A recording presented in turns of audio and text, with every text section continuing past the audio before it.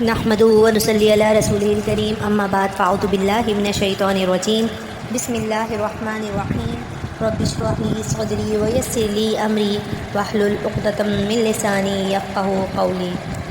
السلام علیکم ورحمۃ اللہ وبرکاتہ۔ آج ہم حدیث نمبر 39 پڑھیں گے، اتقی دعوت المظلوم، مظلوم کی بد دعا سے بچو۔ اس کی جو مکمل حدیث آتی ہے وہ اس طرح سے ہے کہ حضرت ابن عباس رضی اللہ عنہ سے روایت ہے کہ نبی کریم صلی اللہ علیہ وسلم نے حضرت معاذ بن جبل کو جب یمن کا عامل بنا کر بھیجا تو انہیں کچھ ہدایات فرمائی۔ اس میں سے کچھ یہ تھیں کہ مظلوم کی بد دعا سے ڈرتے رہنا کہ اس کے اور اللہ تعالیٰ کے درمیان کوئی پردہ نہیں ہوتا۔ اسی طریقے سے ایک حدیث قدسی کا مفہوم ہے کہ اے میرے بندو، میں نے اپنے آپ پر ظلم حرام قرار دیا ہے اور تم پر بھی ظلم حرام ٹھہرایا ہے، تو آپس میں ظلم نہ کیا کرو۔ جیسا کہ قرآن پاک میں بھی ایک آیت کا مفہوم ہے کہ ظالموں کا کوئی مددگار نہیں ہوتا، بلکہ اس پر اللہ تعالیٰ اس سے بڑا ظالم ایسا مقرر کر دیتا ہے کہ جو اس سے زیادہ ظلم کرتا ہے۔ اسی طرح ایک اور جگہ فرمایا ہے کہ اور اسی طرح ہم بعض ظالموں کو بعض کے قریب کر رکھیں گے، یعنی ظالموں پر بھی پھر اللہ تبارک و تعالیٰ ان سے زیادہ ظالم لوگوں کو مسلط کر دیتا ہے۔ امام ابن کثیر رحمۃ اللہ علیہ اس آیت کی تفسیر میں لکھتے ہیں کہ یعنی ہم ظالموں کو ظالموں پر مسلط کر دیتے ہیں،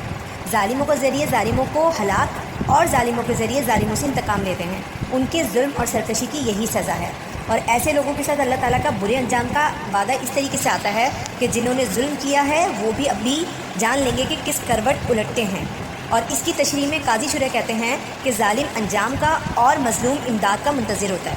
یعنی کہ ظالم کی دنیا میں دن گنے ہوئے ہوتے ہیں لیکن اللہ اس کو مہلت دیتا رہتا ہے، اور یعنی کہ ظالم کے دنیا میں دن گنے ہوئے ہوتے ہیں لیکن اللہ اس کو مہلت دیتا ہے۔ ابن قیم فرماتے ہیں کہ جب اللہ تعالیٰ اپنے دشمنوں کی ہلاکت کا ارادہ کرتا ہے تو ان کو ایسے اسباب فراہم کرتا ہے جو ان کی بربادی کا باعث بن جاتے ہیں، مثلاً بغاوت، سرکشی، دوسروں کو ایذا رسانی اور لڑائی جھگڑا ان کا شیوا بن جاتا ہے۔ اس کی وجہ کیا ہے کہ جب لوگوں میں بہت زیادہ سرکشی بڑھ جائے، بغاوت بڑھ جائے اور وہ ایک دوسرے کو ایذا رسانی والے کام کر رہے ہوں، لڑائی جھگڑے ہو رہے ہوں، تو یہ دراصل ایک ظلم کی صورت ہوتی ہے، اور اس کی وجہ بعض کو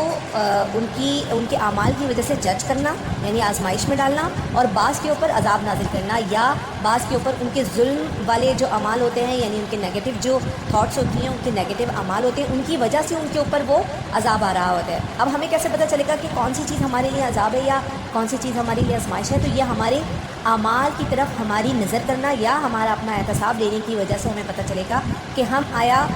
عذاب کے مستحق بن رہے ہیں یا ہم آزمائش میں گھرے ہوئے ہیں۔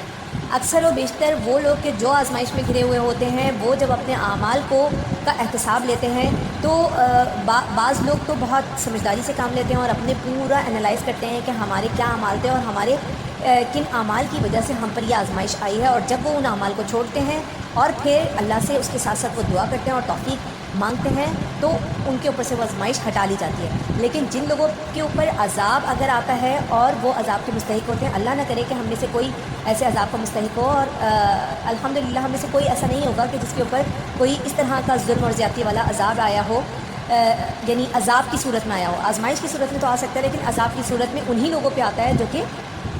زیادتی ظلم کا حصہ ہوتے ہیں، اور ان کی ظلم اور زیادتی ان کے اعمال میں ان کے برے اعمال کے اضافے کا سبب ہوتی ہے، جس کی وجہ سے ان کے اوپر وہ اعمال ہی ایک عذاب بن جاتے ہیں۔ یعنی یوں سمجھ لیں کہ ایک بندہ دوسرے پہ اگر ظلم کر رہا ہے، بلکہ ہم اگر اس کی مثال حابیل اور قابیل سے لیں، ان کے واقعے سے لیں تو زیادہ بہتر ہوگا کہ ایک بھائی نے دوسرے بھائی کو قتل کر دیا۔ جو بھائی قتل ہو رہا تھا اس کے اوپر تو وہ آزمائش تھی کہ دوسرا بھائی اس کو قتل کرنے جا رہا تھا، اس کے اوپر ظلم کرنے جا رہا تھا، اور اس نے اس کے اوپر صبر کیا، تو کہا کہ تم مجھے قتل کر دو لیکن میں تمہیں قتل نہیں کروں گا۔ اسی طریقے سے جو قتل کر رہا تھا یہ اس کے لیے عذاب تھا کہ اس کے اعمال میں اضافے کا سبب بن گیا، یعنی برے اعمال میں اضافے کا سبب بن گیا، تو یہ اس کے لیے ایک عذاب بن گیا۔ تو اس مطلب پوری حدیث میں یا آج جو ہم نے حدیث پڑھی ہے اس کا جو لب لباب ہے اور اس کا جو لیسن ہے ہمارے لیے وہ یہ ہے کہ ہمیں ہمارے اعمال کی طرف نگاہ کرنی چاہیے کہ ہم کب کہاں کیسے کس طریقے سے کسی کے اوپر کوئی ظلم کر رہے ہوتے ہیں۔ کبھی کبھار ہم ہاتھ سے ظلم نہیں کر رہے ہوتے، کبھی کبھار ہم بات سے ظلم کر رہے ہوتے ہیں، کبھی کبھار ہم اپنے رویے سے ظلم کر رہے ہوتے ہیں، کبھی کبھار ہم کسی کا احساس نہ کر کے ظلم کر رہے ہوتے ہیں۔ تو ظلم کسی بھی صورت میں ہو اس کو کنڈیم کرنا اسلام نے ہمیں سکھایا ہے، اور یہ اسلام کی ایک ویلیو ہے کہ ہم ظلم کو کنڈیم کریں، اور اس کے اپنے اعمال میں اگر کوئی ظلم کی کوئی بات ہم دیکھتے ہیں تو اس کو اوائڈ کریں اور اس کو ختم کریں۔